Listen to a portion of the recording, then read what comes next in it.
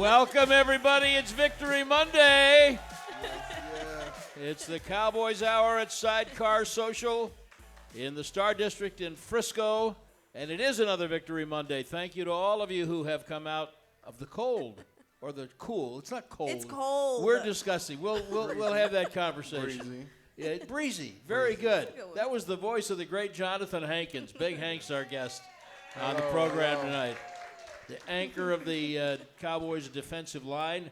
And we are so happy to have all of you here who are here. As usual, we'll provide a microphone for you to ask questions for Jonathan. Anybody ever call you Jonathan? Only my mom. Yeah, okay. Only my mom. I don't want to make you uncomfortable. So No. Big Hanks will answer questions a little bit later on. And wherever you're listening on the Dallas Cowboys Radio Network, we're delighted to have you here.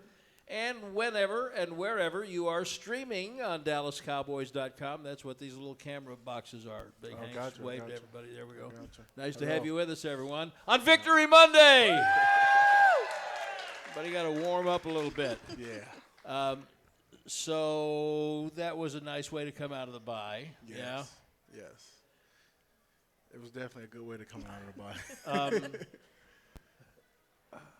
How much momentum is there really in the NFL from week to week? It's a lot, especially once you're winning and you once you stack them on top of each other, it just builds more confidence, more morale for the team.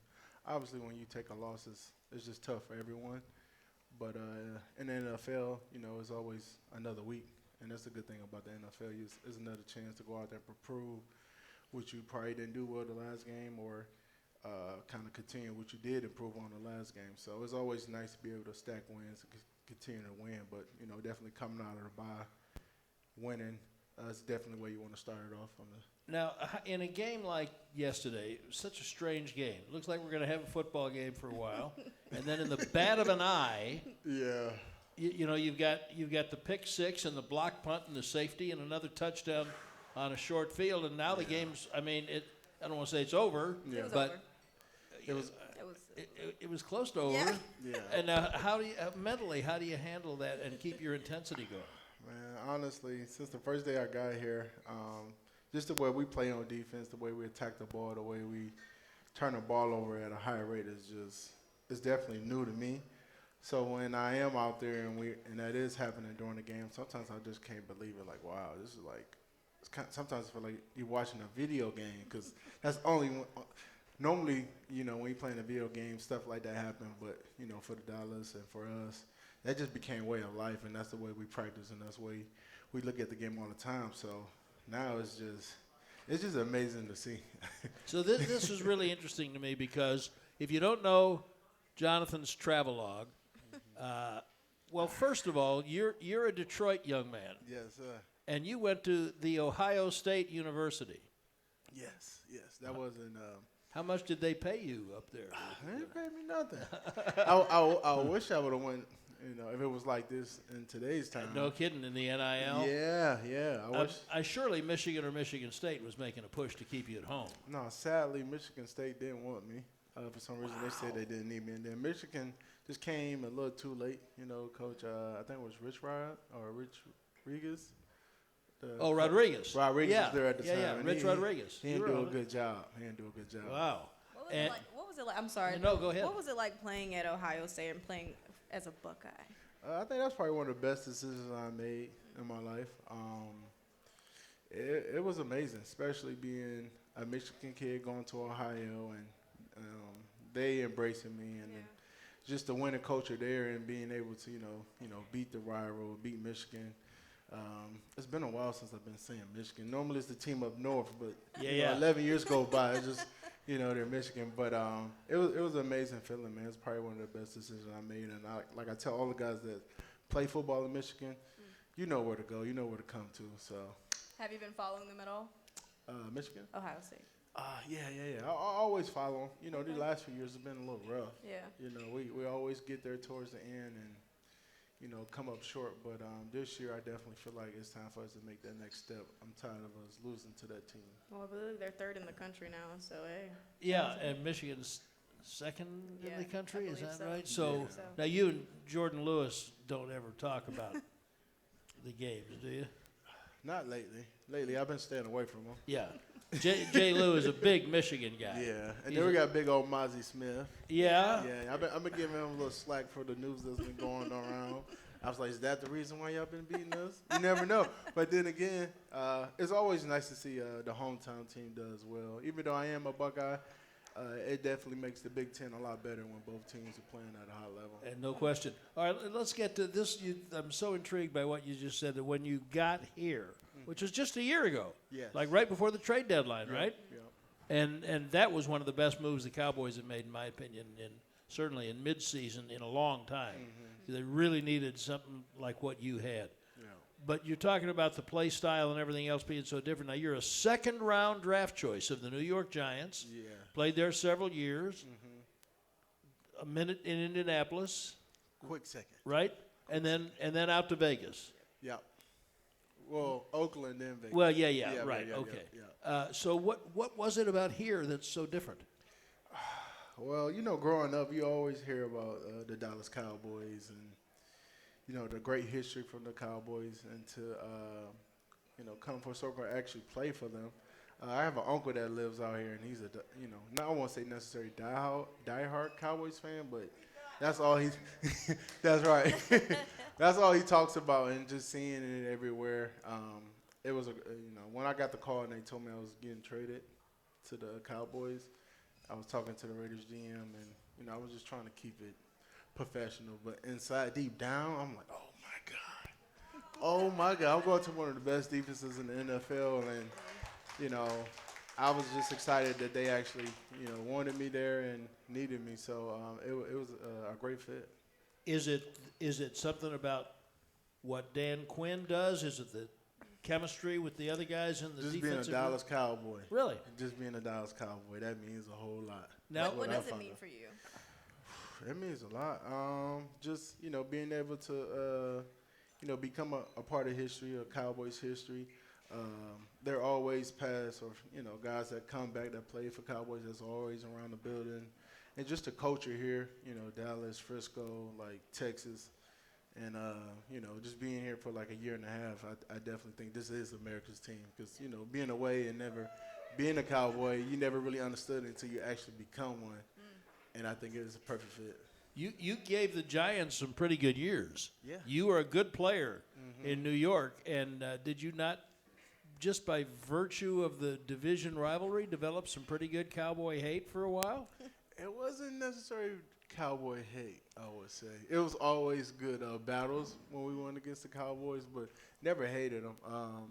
They always had great players, Tyron Smith. I remember Big Frederick, that was at the center. Big, I'm a D lineman, so, us interior guys, we normally stick together, talk to guys. Right. But, no, it was just always great battles.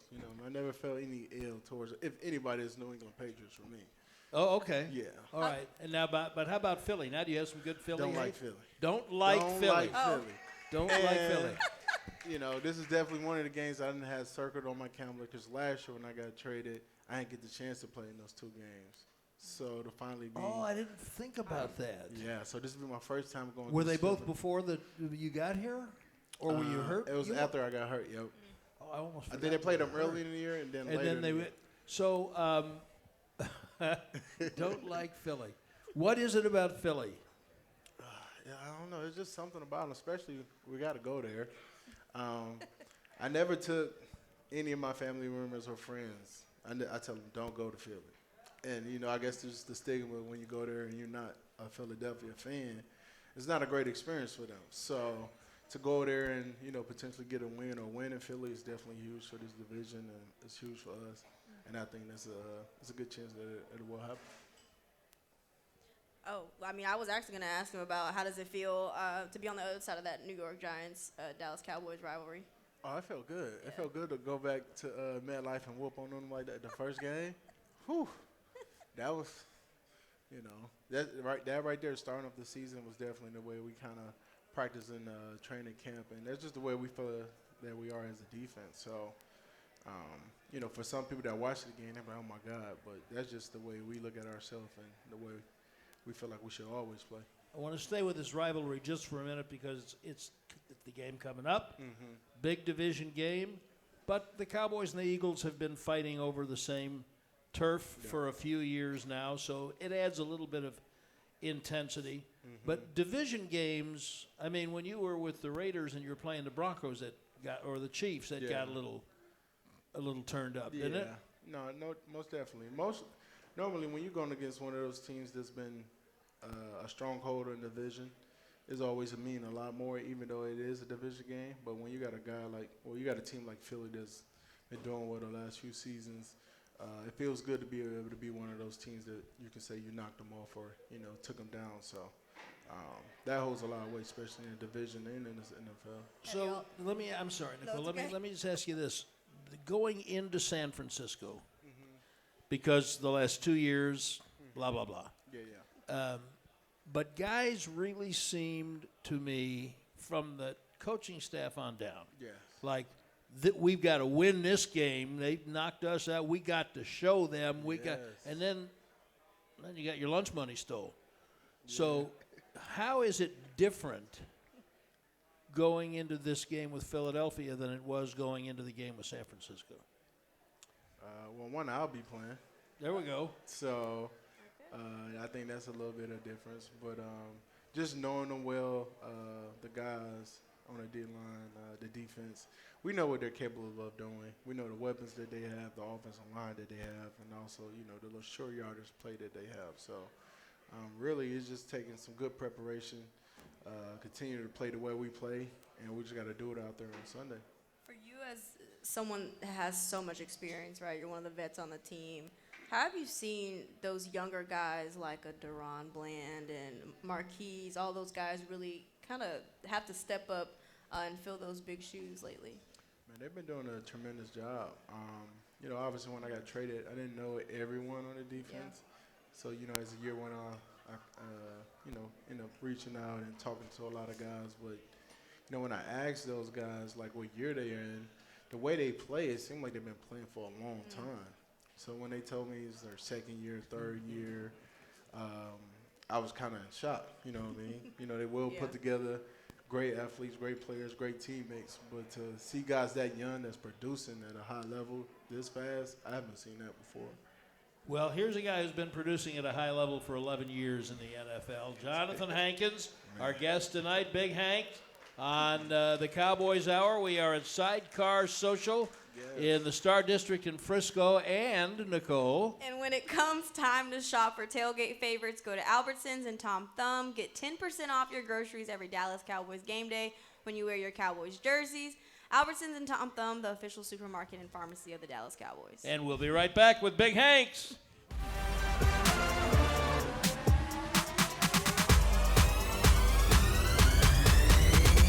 Go Cowboys!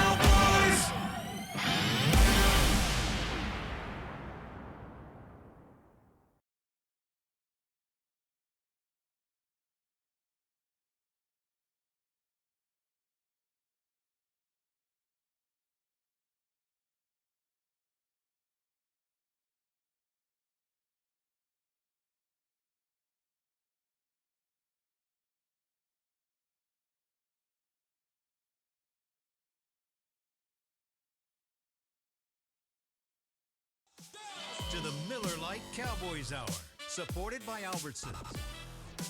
And welcome back to the Cowboys Hour. Brad Sham with Nicole Hutchison and our special guest, Jonathan Hankins, big number 95 for the Cowboys, big defensive tackle. We are at Sidecar Social in the Star District in Frisco. We're here every Monday night, except for those very few Monday nights when we're not, but more about that later. And, of course, the Cowboys have a big game with the Eagles this week, which is why we're here on Victory Monday. Yeah. It scared me. I know. Everybody was Woke kind me of, up. yeah, sorry. Everybody was kind of dozing. I thought we needed just a little jolt of adrenaline. I want to ask you about, okay.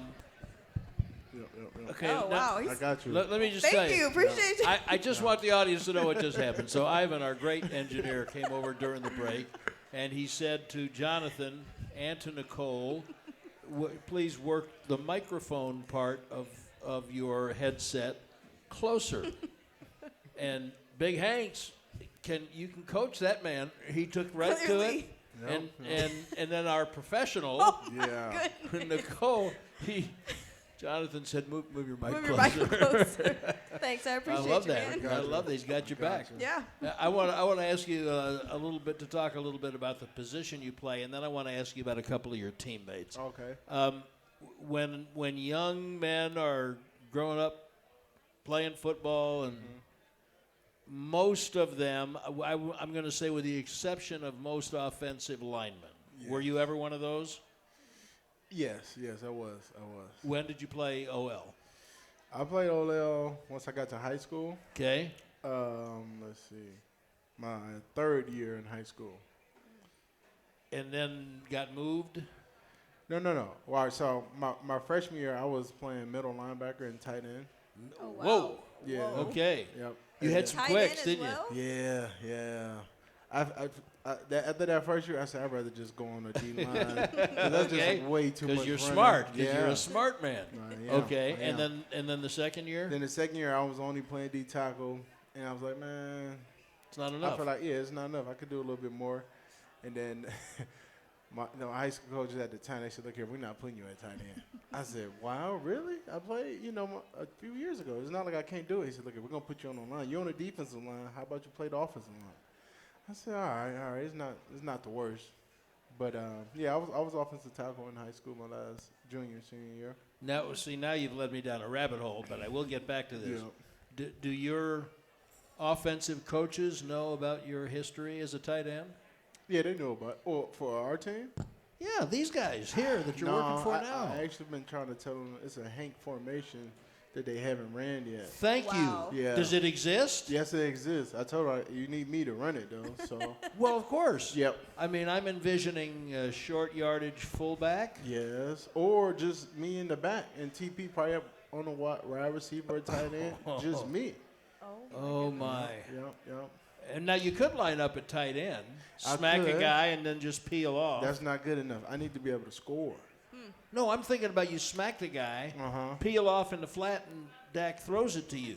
Yeah, but I like just running through people. Okay. You know what I mean? Okay. I want to go straight down the line, like right through the middle, or potentially dive over. Oh. You know, and not too Oh. many people can catch a 300-pounder. Oh, I am so glad that you've told us that this exists. Yes, Because if I didn't know that existed and I saw you do that in a game at my age, I'm not sure I'd make the next game. That might be too much for me. That would have been history. Now I want to see it. Maybe soon. So it does exist. It doesn't exist yet. I've been, But you've been poking feeding Mike at it, letting him know, look here, it's, at one point in time, you're going to probably need me. This is something we could do. Thank you. You probably should let them know. Oh, I'm going to have Let them know. conversations. There's no Yes, doubt. yes. Okay, so the reason I even brought up the O-line thing is most young men who are coming up starting to play football, they want some attention. And you don't if you're an O-lineman, you're not getting any attention unless you're called for penalty. So I give them a pass. Everybody else wants some attention. Now, here you are 11 years into an NFL career because you have mastered a position that gets no statistics. Yes. How have you learned to kind of make peace with that? That's pretty simple.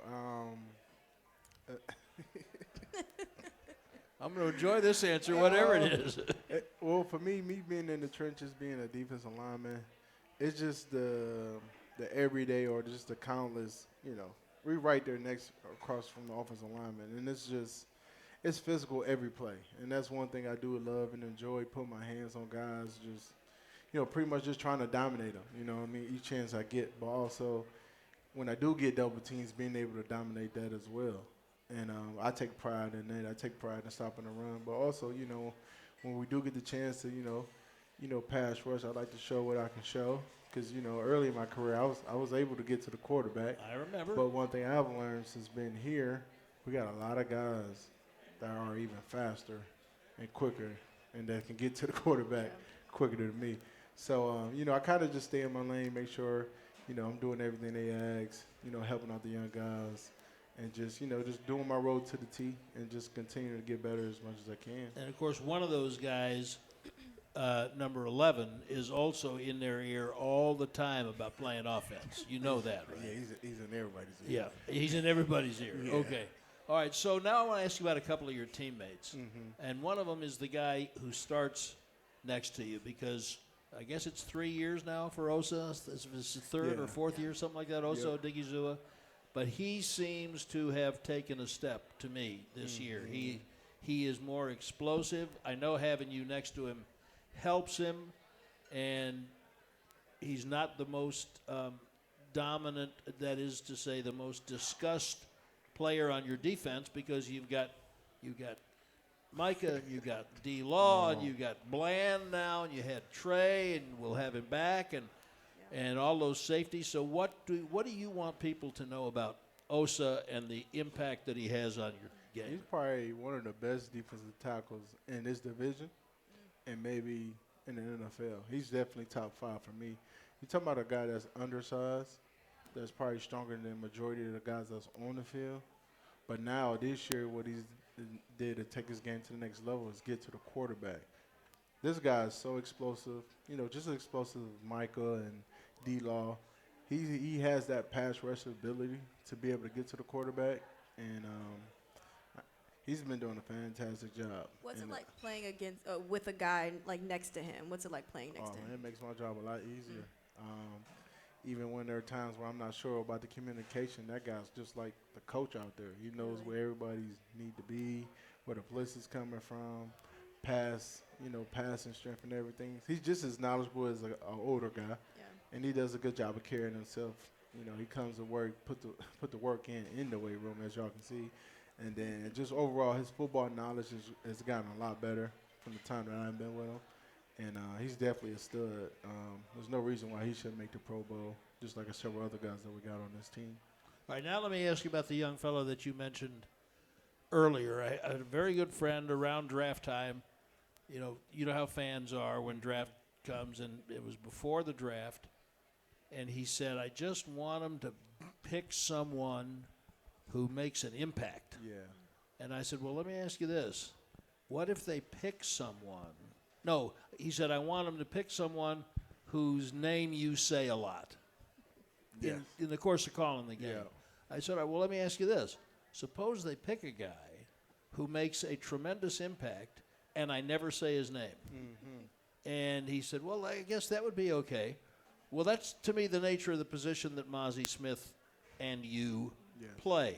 He seems to me to be getting better. Oh, he's getting a lot But better. no one knows better than you. Tell the people about Mozzie Smith. Yeah. Mozzie's a big dude from that team up north.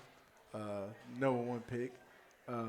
He's each week since the first day I saw him from training camp up until now, he's got a lot better. And where he's at right now, is for him is looking real good, and it's looking scary for other guys that need to block him.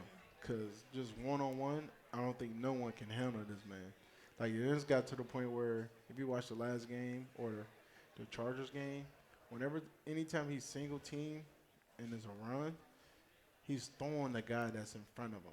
And sometimes it could be a little too early where he's throwing on the running back getting up or the linebacker, or he's throwing the offensive lineman to the linebacker, but the guy's strength is probably the strongest guy in the NFL to me. And just overall development and everything is definitely getting a lot better. His pass rush is getting a lot better. He just needs some time. He just needs to continue to, play in these games, continue to do what he's been doing. And it's going to show. You might not be for real football players or football fans that watch the game, they know and they see that he's getting better. And once he finally, get it all put together, you'll be hearing his name just as much as you hear Michael Parsons or maybe Osa soon. So that was an amazing pick by the Cowboys.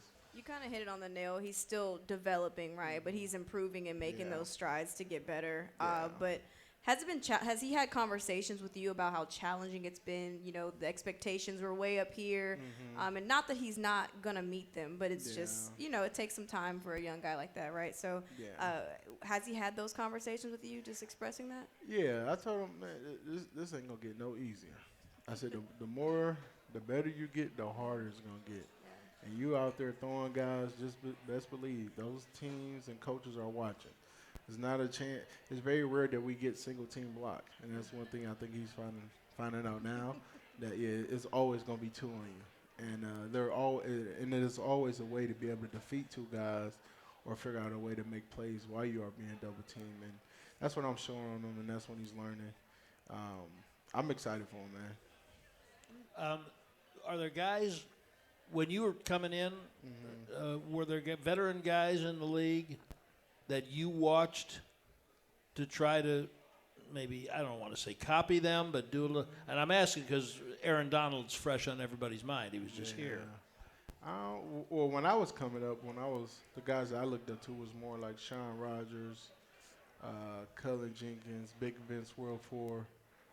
Boy, big Vince Wilfork. Big dudes, the tackles that was in Minnesota, was it Joseph?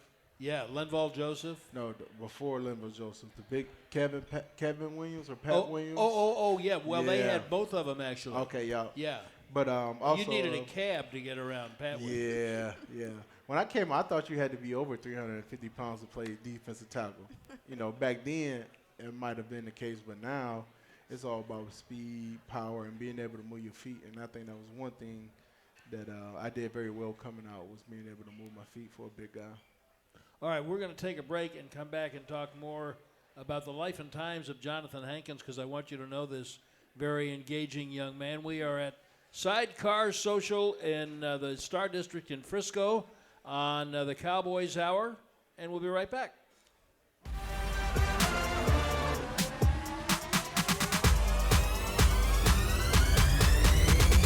Go Cowboys!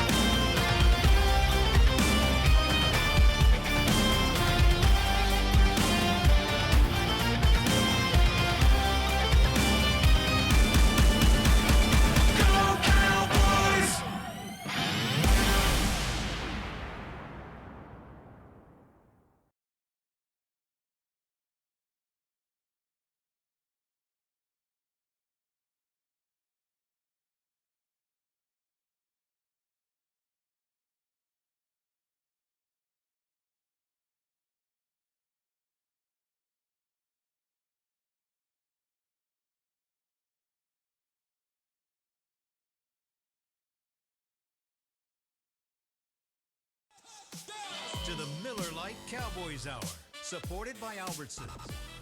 I have. And we are back on the Cowboys Hour at Sidecar Social, the Star District in Frisco. I'm Brad Sham with Nicole Hutchison and Big Jonathan Hankins, our guest on the program this evening, and Luke Casey, the official bootmaker of the Dallas Cowboys cheerleaders. That's who this segment is brought to you by. there we go. Thank you very much. So, how has the position, the interior, and then we're going to find out a little bit more about you off the field. This position that you play that gets no recognition but is critical, in my opinion. How has it changed over the 11 years you've been in the NFL? Is my mic on? There- We're yeah. good. We're good. All right. Come on. All right. Ivan, you can turn Come mine on, off, man. but don't turn his off. If anything, they definitely looking for guys that can stop the run, but also quick enough to be able to get to the quarterback and also just run sideline to sideline, chase down plays. Pretty much, it kind of feels like being a linebacker, but just being 300 pounds. But then again, if you are less than 300 pounds, if you're able, like guys like Aaron Donald, Osa, for guys that's maybe a little bit smaller, able to get the job done, that's just good enough. So, if anything, the game just got a lot faster, a lot quicker, and a lot stronger. As you get older, how do you kind of, I guess, not trying to call you older, nothing, but I'm just saying as you get older. I'm only 30, man. But as you get older in this Tiptoe game, carefully. I'm like, wait, let me The make sure more I say time that. you spend in the league. Yeah, There we it go. is, there The it more is. time you spend in the, what is this team up on the call trying to- day? 30 is the new 20 for the people that's out there. There we are. You know what My I mean? bad, my As bad. I get my older, bad. 40 gonna be the new 30. So Correct. you know Okay, what I mean? heard you. We're gonna Heard keep you. going like that. But no, as you spend more time in the league, that's better. How do you, I guess, continue to make sure your speed is up to par with, because a lot of young guys are a lot younger, they're coming in, the rotation. How do you kind of maintain that? Really just, with my off-season trainer, Big Dog Football that's in Las Vegas, really just, being able to keep these feet moving, having good hands, and just, playing for 11 years now, I feel like I can just wake up and play the game. Maybe need to stretch a few minutes before I go. But once I'm worn and ready, man, it's nothing I haven't seen that when I'm playing the game that I don't know what's coming or where they're trying to attack at. And then with the coaching staff that we had that put us in great positions and let us know where certain plays are there to be made, it just makes my job a lot easier. It kind of looks, it may look easy, but it's not, But it's just knowledge and wisdom now. You're a quiet guy. Kind of quiet. Yeah, I'm kind of Yeah, I mean, I'm starting to do a little more talking. no, that's good. But I mean, if you, I don't want to call out any names, but if you walk in the Cowboys locker room during the week, there's one end of the room where you know if guys are in there or not before you even go in. You know what I'm saying? Yeah, you know who I'm talking about. Yeah. Okay. Yeah.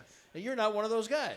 No. I mean, So what I'm curious about is there do you trash talk, or do offensive linemen trash talk you? Is there any conversation going on when you're playing? I feel like the only guys that trash talk me are the young guys that just came into the league. Oh, because They don't know. They don't really know. They don't understand. All right. Until they line up against me and play against me, and then after the game, they like, hey, I'm sorry if I said anything wrong, but you're a good player and stuff like that. But it go both ways. When I go against guys that's great offensive linemen, that's just good offensive linemen. I get those guys that are kudos, but during the game, yeah, there are times where I kind of forget who I am. I may be saying some stuff that I don't mean, and if I think I push the boundaries too much, maybe after the game I'll come talk to you. Like, I hope you didn't take none of that serious. Yeah. This is just all in between the lines, but it's a lot of trash talking out there, especially with the guys that we have. No, there's no question. But and a lot of times, though, offensive linemen they don't want to engage in that necessarily. Lately, They do. There's a new lately, breed. It's a new breed. A lot of guys been talking a lot of smack out there. What about guys from the Eagles? Yeah, have you heard? I haven't played them yet. Well, have they just, I guess, been trash talking? You got social media nowadays, so. Well, people talking on podcasts now, okay. YouTube. Nah. Eagles haven't said anything. haven't said nothing? If anything, Travis the center, Kelsey. Jason, yeah. Jason, he's a great dude. I didn't have a lot of battles with him when I was with the Giants and the times I have played on with other teams. But he's a tremendous guy, tremendous veteran. Yeah, he's. I've really always admired the way he's played Yeah. center. But is anybody going to say anything to him about Taylor Swift? Does that come up in conversation? You know, I might, Nicole is rolling her eyes I'm at me. so sick of Taylor Swift Oh, being honestly, brought up in conversation. I actually like it. I It's do pretty too. Cool. Oh my goodness. Like, you gotta be a Taylor Swift fan, right? Well, see, no. No? I'm more of like a See, Beyonce. So check me out. I wasn't a fan, know? but I always heard over. But you can't bring her over into football. We get it. They're dating, Yeah, but she's at the game. But you got to show her every single time. Yes, absolutely. No. Absolutely. She's just up there with the Dallas Cowboys in terms of fame. I guess. I'm sure everybody here loves Taylor Swift. Yeah, I mean, her music's No, it's fine. No, but like, okay. There's some people that don't like Taylor Swift, but it's not that we don't like her. It's Yeah. just the fact that it's Yeah. being brought over into football. It's like, can we watch the game? Whole thing. so No? if I'm the only one up here? Beyonce was at the game. Okay, that's like, different. Oh, Yeah, okay. A little okay. biased. I'm kidding. I'm Okay, kidding. No, little it's biased. not different. Because Jay-Z is likely to be at some games. Yeah. And Beyonce has been at some games with Jay-Z. Yeah. But they have not showed her. Yeah. Yeah, maybe it's Kansas City. It's not, Taylor Swift coming to Kansas City. That's a big deal. Maybe not for the world to really know, but for that fan base, it's probably cool. I'll let y'all slide, I guess. I mean, I think Taylor Swift right now is going to more football games than Beyonce is. Yes. But that too. all right, we can move on from that. I Yeah, can yeah. tell you've had We got just you. We got just you. about enough with that. Yeah. So let's find out a little bit more about young Jonathan Hankins. How many other How many other sports did you play? Just football, basketball. I played baseball for probably like 2 hours, and that was enough. 2 hours? Yeah. What made you quit? The ball was coming too fast. And they say you can't stand on the plate. Well, I said, I'm playing second base. I'm supposed to stand on the base, right? They was like, no, you got to stand in the middle. I said, the ball coming straight at me. I said, no, I can't do this. Couldn't do baseball. Because you're a smart man. Yeah. That ball was coming at 100 miles an hour. How much basketball did you play?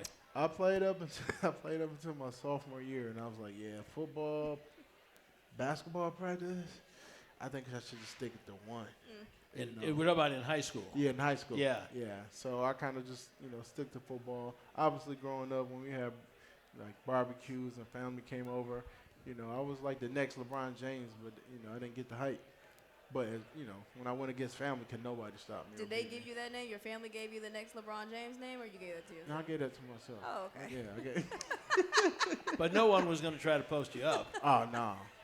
I was able to shoot from three. I had the shakes, Before Steph Curry, I don't think I was the next Curry.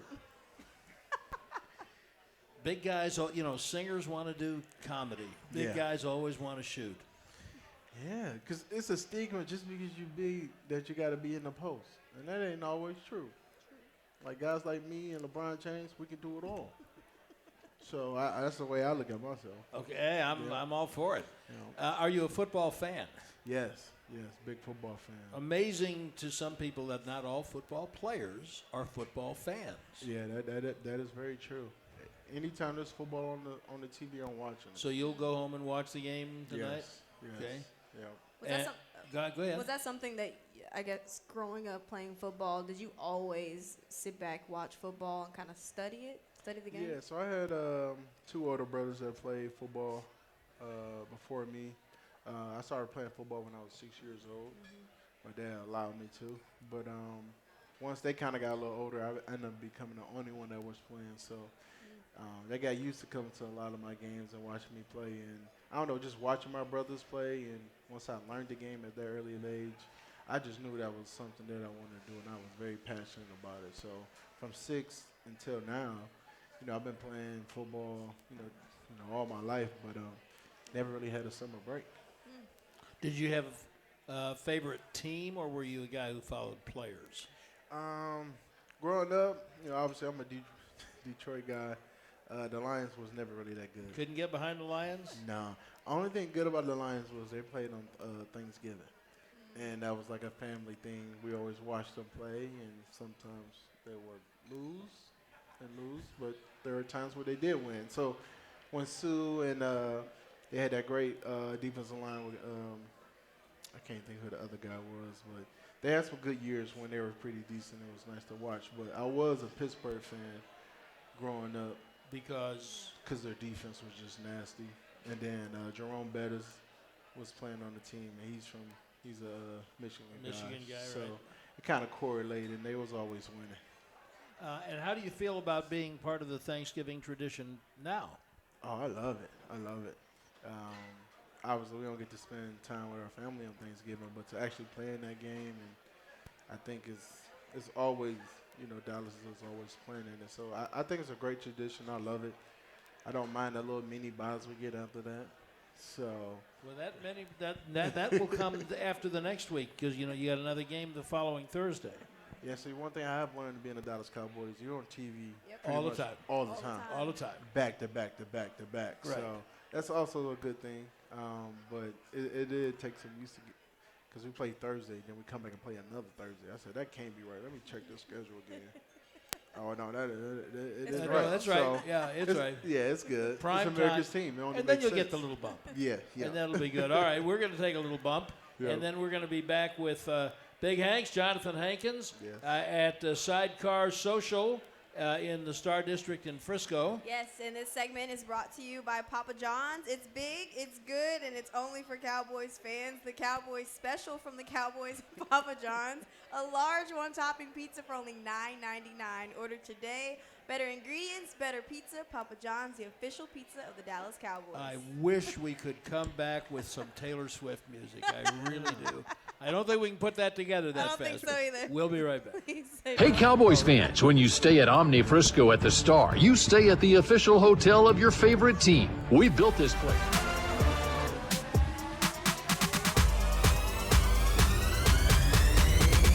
Go Cowboys!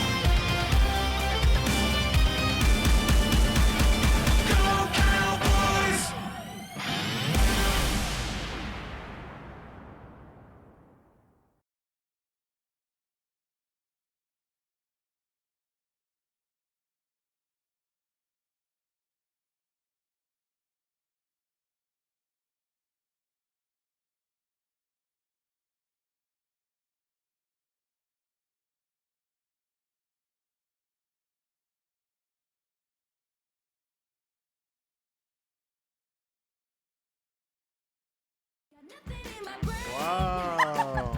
I knew this one. I knew it. I knew it. Never knew. I heard it before. I just never knew this was her.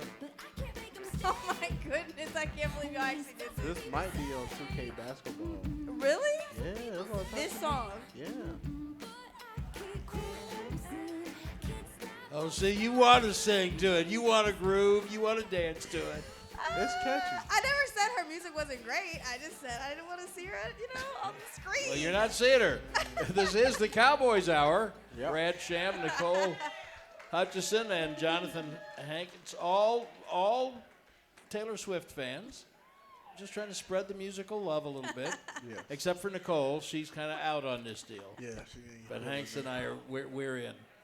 Joe Trahan, have you got are you hiding from us with a microphone? Like, wait, okay. what? Okay, Joe had it enough with Taylor Swift also. But now if you have a question for Jonathan, hold your hand up and we will come around to you momentarily. And yes, no, we're not ready yet? Oh, here we go. Okay, good. We got one. Great, thank Make you. it good now. Good evening, Jonathan. How are you? Doing good. My name is Rambo. So you were saying that typically the younger rookies are the ones that trash talk, and once you kind of set them straight, they're a little bit apologetic afterwards. Yeah.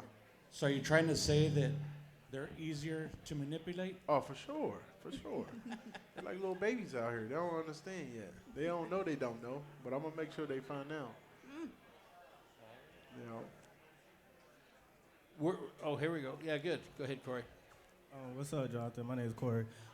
You have helped improve the run defenses you've going on the team. Can you talk about the importance, like you take on a lot of double teams, push the pocket real in the backfield to be able to allow the linebackers to be able to run and, hit the running backs and meet them in the hole. Can you talk about the importance of that? Yeah.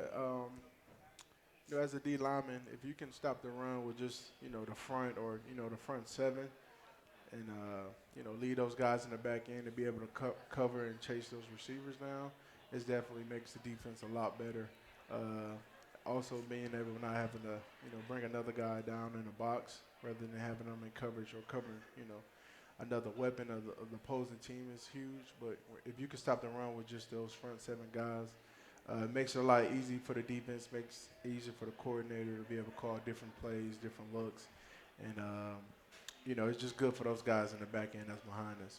We want to be able to keep those guys fresh, rolling, moving, and chasing guys down while we, holding the blocks, keeping, the distance and longer range for guys like Micah and D-Law to be go out there and pass rush. So. Hey there, Eric from McKinney. Hey. This is going to be something that's not football. It's more personal. Oh, okay. First off, you can give a shout out to your wonderful wife Oh, back yes. home. Yes.